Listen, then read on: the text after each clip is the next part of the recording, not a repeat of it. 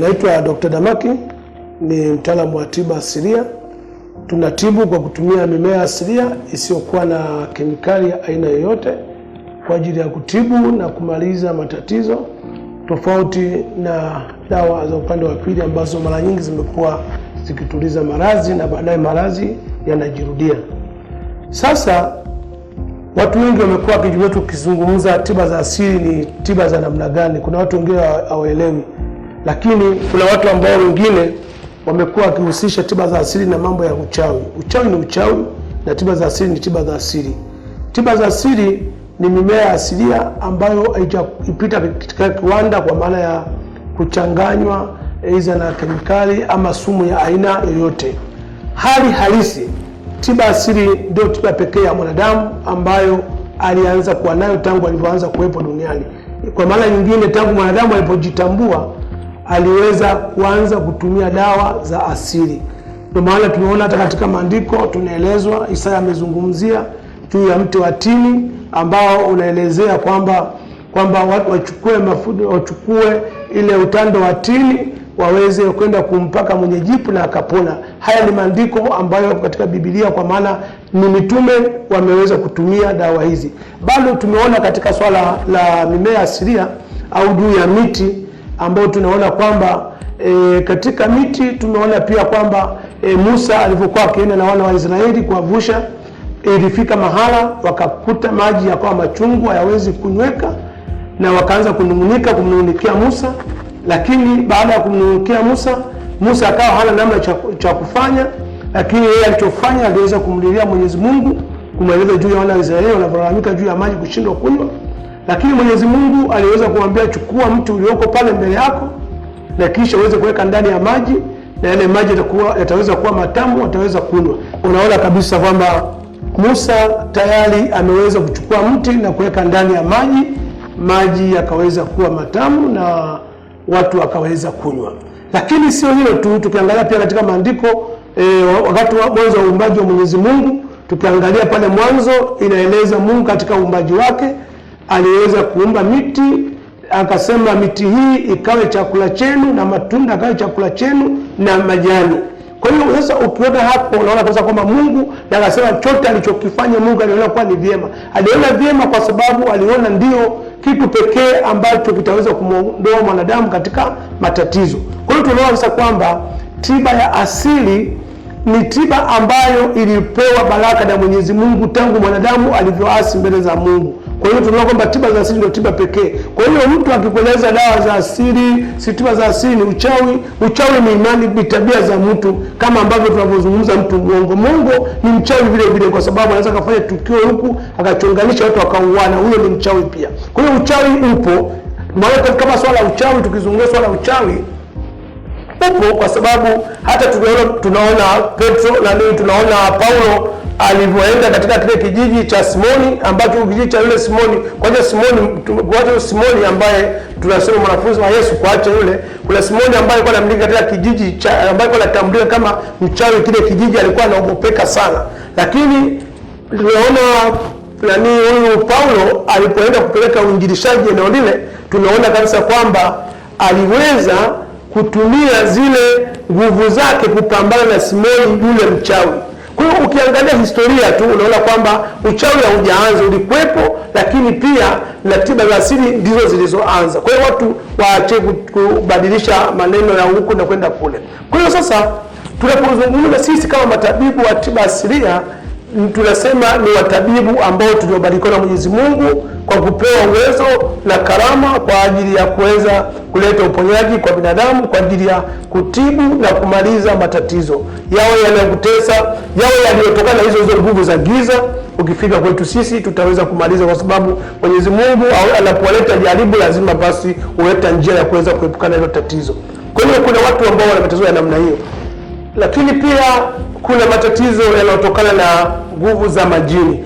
Majini, mtu mwingine akisikia tatizo la jini anaona kama jini ni neno ambalo linahusu uganga sana au uchawi sana, lakini sivyo ambavyo linavyochukuliwa.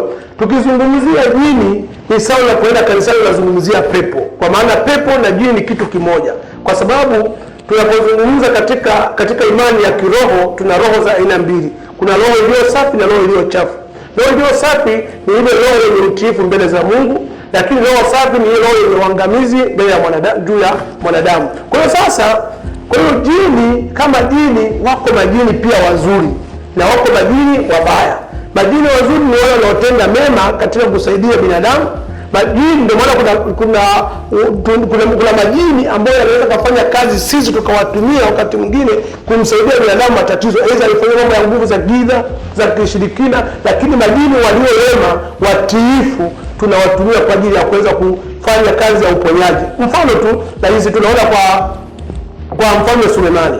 Mfalme Sulemani ni mfalme aliyeweza kumiliki majini, na kama mfalme Sulemani aliweza kumiliki majini, tunaona kwamba ndiye mfalme pekee aliyeweza kuwatua majini. Kuna kipindi yule ndege wa mfalme Sulemani, kwa sababu mfalme Sulemani anaweza kuamrisha ndege, anaweza kuamrisha sisimizi, kila aina ya viumbe ndio Mungu alivyomjalia kalama ile. Sasa kuna mlinzi wake ambaye tunasema yule ndege ambaye alikuwa ni mmoja ndege ambaye alikuwa na jeshi lake pia, katika mizunguko yake yule ndege aliweza kufika katika mazingira ambayo akaona mfalme Sulemani ajua ndio mfalme wa eneo lile, lakini akakutana na mfalme wa Sheba. Yule mfalme wa Sheba alikuwa na kiti chake ambacho kile kiti chake kilikuwa kina dhahabu kote, kiasi kwamba yule ndege ambaye ni mtiifu kwa mfalme Sulemani alishangazwa na kuona mfalme ambaye ana watu wengi, ana timu kubwa na ana kiti cha shaba. Sasa alipeleka taarifa mfalme Sulemani. Mfalme Sulemani akaweza kumwagiza yule ndege kwa ajili ya kwenda kule kupeleka ujumbe kwa kumhitaji yule mfalme wa Sheba aweze kuja. Haya ni mambo ambayo katika Biblia takatifu, aweze kuagizwa, aweze kurudi kuja hapo ili kutana na mfalme Sulemani. Lakini baada ya kutumwa na baada ya majibishano ya kutumwa huko na kule, wala watu wakubali mfalme Sulemani kuja, tunaona mfalme Sulemani akaagiza majini waende kule. Wakati mfalme wa Sheba anaanza safari ya kuja kwa mfalme Sulemani, mfalme Sulemani akaagiza majini wale watiifu kwa ajili ya kwenda kuchukua kile kiti cha mfalme wa Sheba ili kiweze kuletwa pale alipo mfalme Sulemani. Lakini bado vile vile tukaona huyu mfalme Sulemani akaamrisha wale majini waweze kujenga nyumba ya kifahari ili yule mfalme wa Sheba atakapokuja aweze kufikia kwenye ile nyumba. Lakini kile kiti kile wale majini wakiweze kukiweka ndani ili mfalme wa Sheba aweze akifika akikute kile kiti chake kimeshakwisha kufikishwa mle ndani ya ile nyumba. Kwa unaona kwamba mfalme Sulemani alitumia majini. Mfalme Sulemani ni mfalme aliyekuwa na utii na upendo mbele za Mwenyezi Mungu. Kwa hiyo lakini ndio alipewa mamlaka ya kuamrisha majini. Tunaona majini waliweza kutumika katika kusafisha kile kiti cha mfalme wa Sheba kuleta kwake.